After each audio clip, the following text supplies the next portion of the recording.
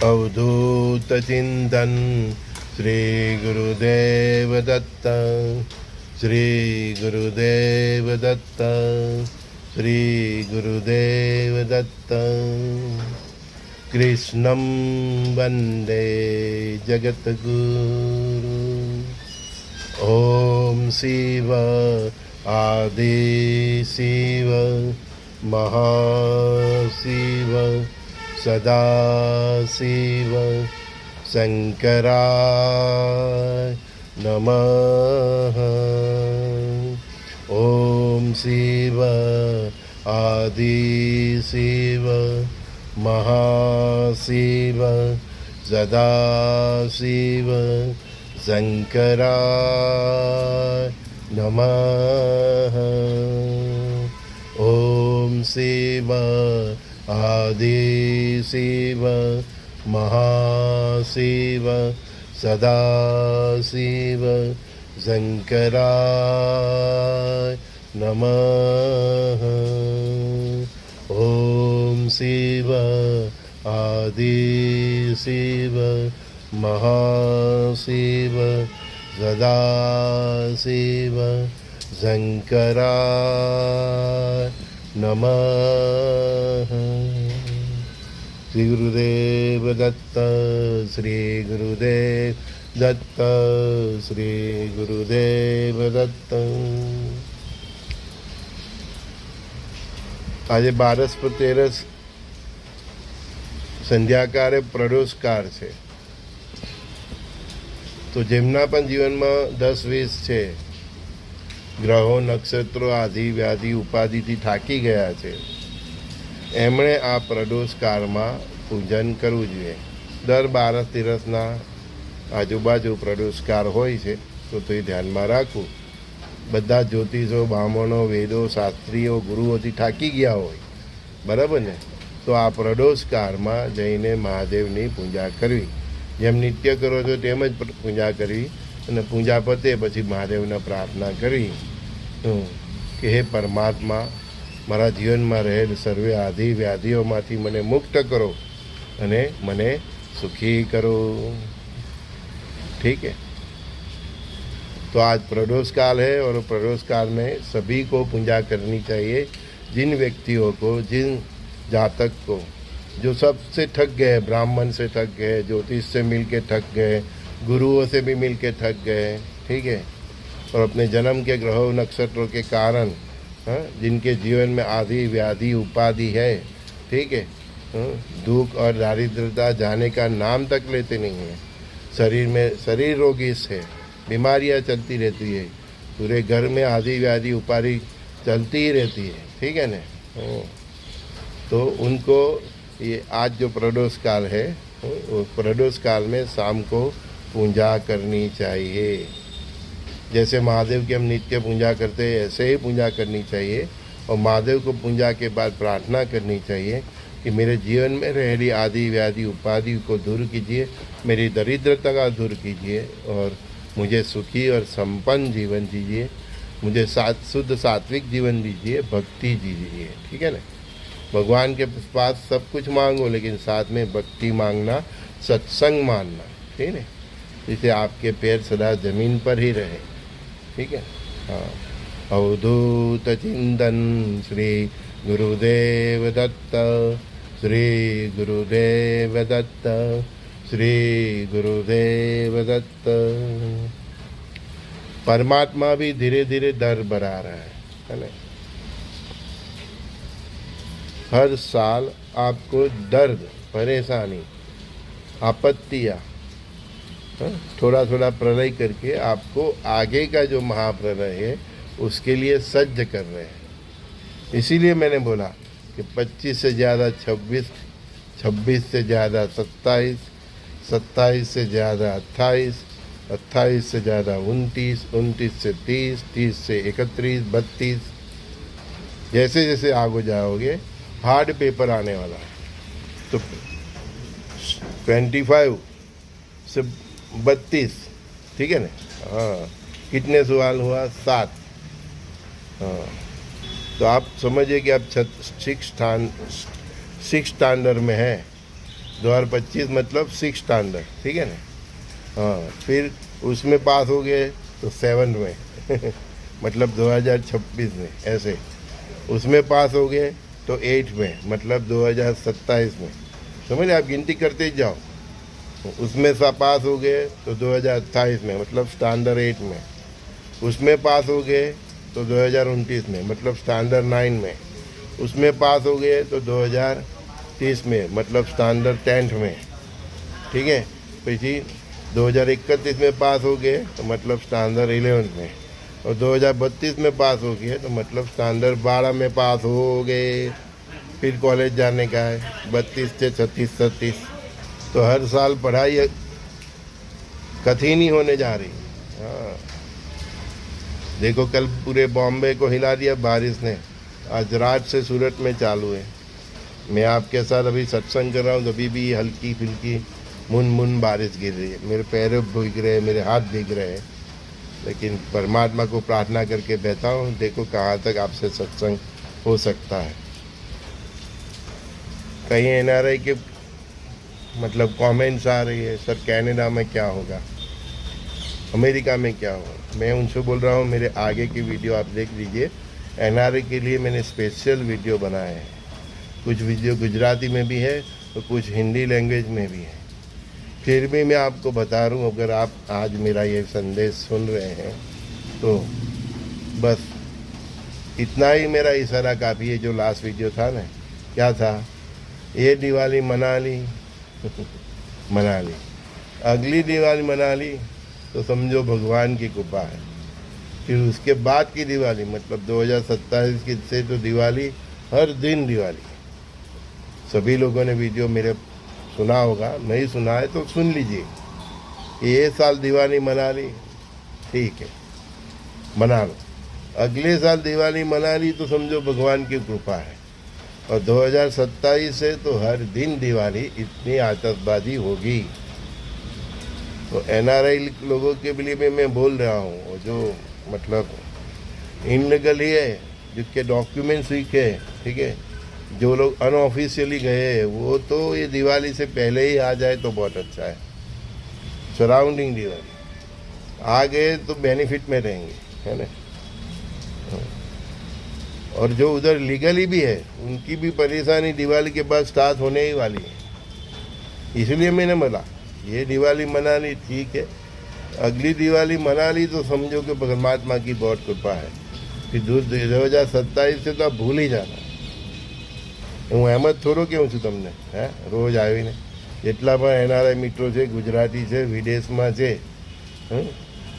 અને જે લોકોના ડોક્યુમેન્ટ બરાબર નથી ને ગમે તેમ ઘૂસેલા છે, બરાબર ને, ડંકી કોઈ પિક્ચર છે એવું, બરાબર, હા, તો એ જેટલા પણ ઘૂસેલા છે ને તે સુરક્ષિત આવી જાય આ દિવાળી સુધીમાં તો ફાયદામાં રહે। જેટલા પૈસા હોય જે કંઈ હોય તે લઈને આવી શકતો, બાકી તો પછી પ્રોબ્લેમ છે। ફિટ થઈ જાઓ, જેલોમાં બંધ થઈ જાઓ, बाकी प्रॉब्लम है आगे। जो लोग अनऑफिशियली है, इलीगली है, उनको ये दिवाली के बाद से ही सब दिक्कतें चालू हो जाएगी। बिहाइंड द बार भी जा सकते हैं।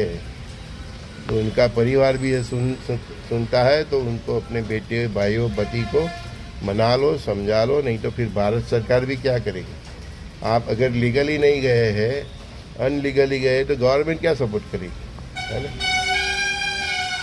लीगली हो तो गवर्नमेंट कुछ फाइट भी कर सकती है कि क्या है भाई, हमारे सब फैमिली को भेजो, है ना। लीगली को भी आना ही है, सिटीजन बन गए उसको भी आना ही पड़ेगा। ये दिवाली के बाद ही देख लेना उधर क्या परिस्थिति होती है। मैंने बोला है ना कि यूरोप वाले फालतू में रसिया से भिड़ रहे हैं। उनका जो रियल शत्रु है तो उनके देश में ही आ गए हैं सब। ये मिडल ईस्ट से, पाकिस्तान से, बांग्लादेश से, सब ने उधर एंट्री ले ली है। अभी वही लोग क्या करते हैं आप देखिए। दिवाली के बाद जनवरी, फिर जुलाई के बाद ऐसा उधर हल्ला मचने वाला है, जिसको हम सिविल वॉर बोलते हैं ना, ऐसा हल्ला मचने वाला है कि उनको भी बात समझ में आ जाएगी। ये ब्रिटेन को, अमेरिका को, ये फ्रांस को, ये जर्मनी को, ये स्पेन को, कि जितने 5-7 फाइव स्टार जैसे देश है ना, उनको भी समझ में आ जाएगी कि भारत अब तक क्या बोल रहा था और इसका क्या मतलब मीनिंग था, उनको समझ में आ जाएगी और फिर वो एक्शन लेंगे। तो उसमें अच्छे लोग भी पीसेंगे। हाँ, अभी जैसे यूएसए ने चालू किया है ना, क्या make America great again, and वो प्रायोरिटी किसको देते हैं? फर्स्ट अमेरिकन, जो अमेरिकन लोग हैं मूर बेसिकली, उनको प्रायोरिटी देते हैं, है ना। ऐसे अभी सभी कंट्री में चालू हो जाएगा, यूरोप के सभी। हाँ, जो भी नौकरी है, जो भी इधर के उधर के जो भी रिसोर्सेज है, तो इसकी प्रायोरिटी उनके जो बेसिक सिटीजन है उनको ले लेगी। आप सिटीजन होगे तो भी आपको 9-2-11 कर दिया जाएगा। आप उधर जो बाहर से आए लोग हैं वो और मेन सिटीजन जो है उसके बीच एनआरआई सैंडविच होने वाले हैं। यूरोप अमेरिका में जो भी सेटल हुए हैं एनआरआई, वो उधर की बेसिक मूर सिटी मूर अमेरिकन है ना। और जो बाहर से आए हैं मिडल ईस्ट, ये पाकिस्तान, बांग्लादेश, जो जहाँ से, ठीक है ना, जो सनातनी नहीं है, हिंदू नहीं है वो, ठीक है। तो दोनों के बीच में जो सिविल वॉर होगा उसमें हम एनआरआई सैंडविच होने वाले हैं। कुछ चाहे कितना भी उधर आपका मतलब सेटल हो बिजनेस, बड़ी बड़ी इंडस्ट्री हो, बड़ी बड़ी होटल हो, बड़े बड़े आपके रिसोर्ट हो, बंगले हो, वाड़ी हो, वजीफा हो, कुछ भी हो, आपको सब छोड़ के आना पड़ेगा।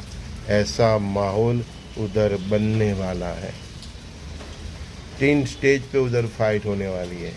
मूर एनआरआई, फिर और जो बाहर से आए हैं, दूसरे कंट्री से आए हैं वो लोग, और उधर की बेसिक जो मूर सिटीजन है, मूर सिविलियन है वो। इसके ट्रायंगल में फाइट होनी और हमारे एनआरआई उसमें सैंडविच होने वाले हैं।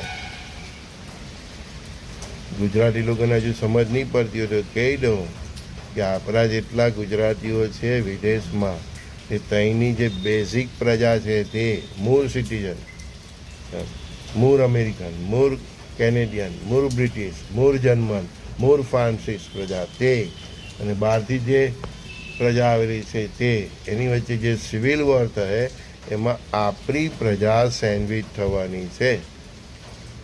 इसीलिए मैंने बोला है कि मूर सिटीजन और बाहर से जो प्रजा हो ये यूरोप में सेटल हुई है, उसमें उन दोनों के बीच में सिविल वॉर होगा और उसमें ये एनआरआई प्रजा सैंडविच होने वाली है।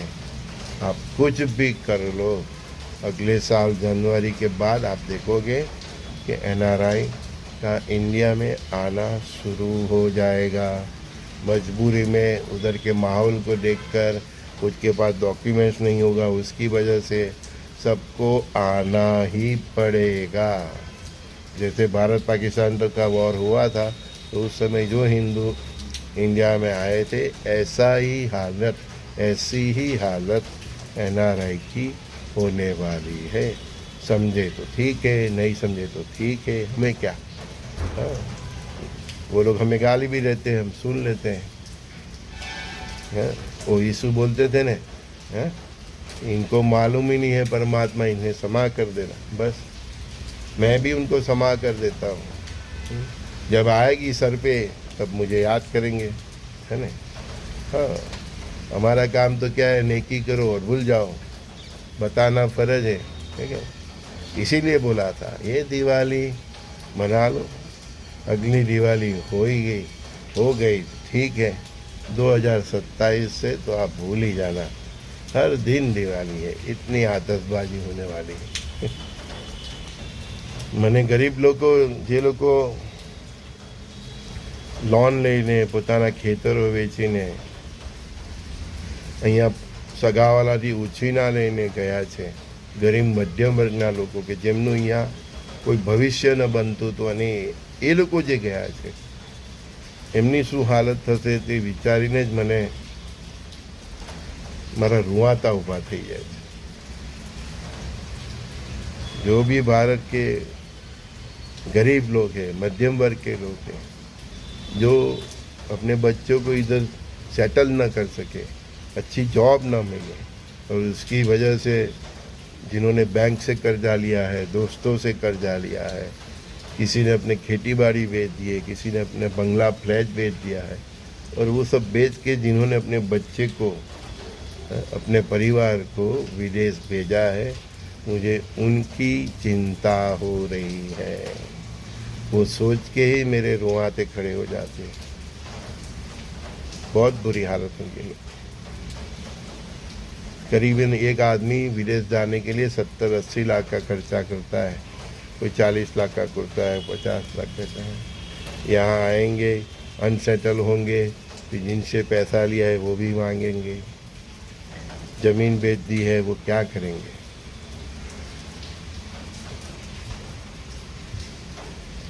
थोड़ी दिक्कतें होगी, लेकिन बाद में तो भारत ही बहुत अच्छा महासत्ता बनने वाला है। आपका जो भी बिजनेस है बहुत अच्छे चांसेस है इन फ्यूचर में भारत में। आपकी जो भी पढ़ाई है, जो भी जॉब आप विदेश में कर दी, उसके रिलेटेड भी जॉब आपको इधर मिल ही जाएगी इन फ्यूचर में। लेकिन थोड़ा वक्त आपको दिक्कतें रहेगी, 1-2 साल, क्योंकि तब भारत में भी सिविल वॉर और बॉर्डर पे वॉर होगा।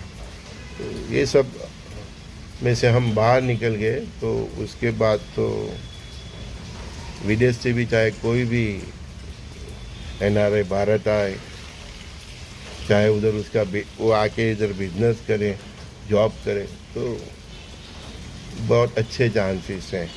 बस एक ही शर्त होगी, क्वालिटी और ऑनेस्टी। जिसके पास क्वालिटी होगी और ऑनेस्टी होगी, मतलब अच्छी गुणवत्ता वाली प्रोडक्ट और ईमानदारी होगी, उनका बिजनेस बहुत चलने वाला है। जॉब में भी आपके पास टैलेंट होगा तो आपको अच्छी जॉब इन फ्यूचर भारत में मिलेगी। लेकिन उसके पहले मैंने बोला कि हमको एक सिविल वॉर का और भारत पाकिस्तान बांग्लादेश और ये चाइना वाला वॉर वो फेस करना पड़ेगा। भारत सरकार को भी ये बिटकॉइन में जितने भी इन्वेस्टर हैं इंडिया को, उनके लिए कोई स्टेटमेंट देना चाहिए। नहीं तो आगे जाके बहुत लोग को ऐसी परिस्थिति हो जाएगी कि सुसाइड करने की नौबत आएगी। ये बिटकॉइन बड़ी गेम करने वाला है। शेयर बाजार को भी संभालने के लिए भारत को भी कुछ न कुछ मतलब ऐसी कोई व्यवस्था करनी पड़ेगी कि शेयर बाजार अगर गिर रहा है इंटरनेशनल माहौल के कारण और अपने भारत के माहौल के कारण, तो उसको किसी न किसी प्रकार से स्टेबल रख सके। ये दो साइड पे भारत सरकार को, भारत की गवर्नमेंट को अभी ध्यान देना होगा। बिटकॉइन के लिए कोई नेशनल से, भारत सरकार से कोई स्टेटमेंट आना जरूर है, नहीं तो आगे बहुत लोग उसमें बहुत कुछ घुमाएंगे। और शेयर बाज़ार में भी जो भी अनस्टेबिलिटी आएगी तो उसको सरकार को कैसे भी करके संभालना पड़ेगा, नहीं तो फिर बहुत नुकसान होगा। और वो डिप्रेशन में लोग क्या करेंगे परमात्मा ही जाने। बाकी ये सिविल वॉर और बॉर्डर के वॉर के बाद आगे इंडिया का ही फीचर है, क्योंकि comparison to others country in the world हमको आधा नुकसान होगा। उनको 100 होगा तो हमको 50 होगा। तो इसलिए हम फिर से खड़े हो जाएंगे। तो फिर में जो लोग जॉब करते हैं और उसमें जो भी एक्सपर्ट है, तो उनको भी कोई वर्क की कमी नहीं रहेगी।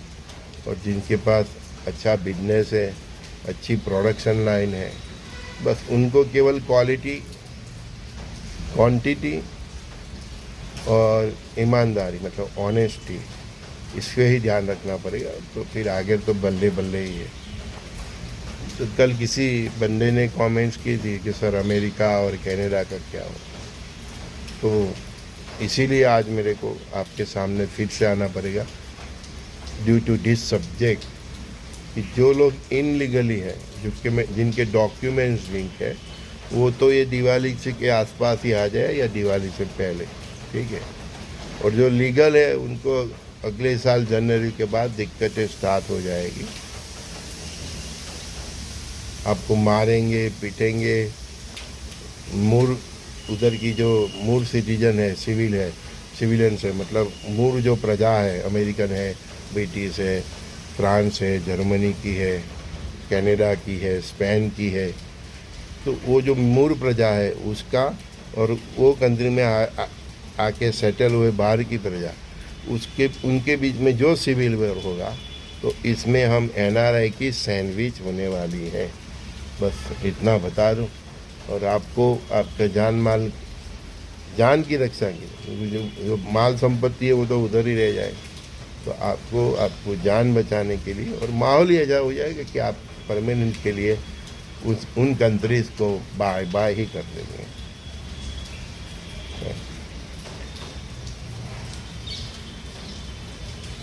श्री गुरुदेव दत्त। परमात्मा सबके ऊपर कृपा कीजिए, उनको मार्गदर्शन दीजिए, और आपकी जो योजना है उनके बारे में उनको समझ दीजिए, आगे रास्ता दीजिए। और फिर भी कुछ लोग उधर रह जाते हैं तो उनकी रक्षा करना, क्योंकि उनको तो नहीं मालूम है, वो लोग तो नादान है, आप तो परमात्मा है, ठीक है ना। तो कैसे भी करके इतना जरूर करना कि इंडिया वो लोग वापस आ जाए। बाकी तो ये देश, ये राष्ट्र, यहाँ की प्रजा, हम सब लोग देख लेंगे आगे, मतलब है ना।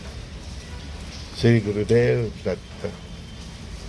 મળીએ ત્યારે પ્રાતઃકાળના સત્સંગમાં સર્વે સખાઓ મિત્રો को प्रणाम। सत्संग ही करेंगे। अभी हर रोज़ सखाओगे इतने प्रश्न है तो मेरे को उनका जवाब देना पड़ता है। हम अपने हिसाब से, परमात्मा ने जो ज्ञान दिया है, जो विवेक बुद्धि दी है, जो दिखाया है, जो सत्संग है हमारा उनके साथ बरसों का, तो इसके हिसाब से हम अपने हिसाब से आपको मार्गदर्शन करने की कोशिश करते हैं। बाकी ये दुनिया में गुरुओं की कोई कमी नहीं है। आप अपने विवेक बुद्धि से डिसीजन लीजिए। जो दिखता है, जो परमात्मा की प्रेरणा है, हमने वो आपके साथ शेयर की है। आपको वो कितनी सही लगे, ठीक लगे, उसके हिसाब से आपको डिसीजन लेना चाहिए।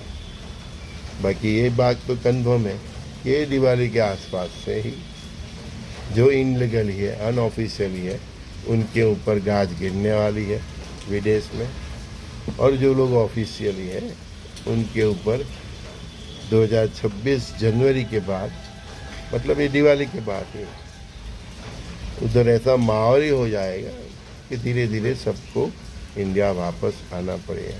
बाकी आप लोग इधर रहते हैं, आपको जो ठीक लगे वो कीजिए।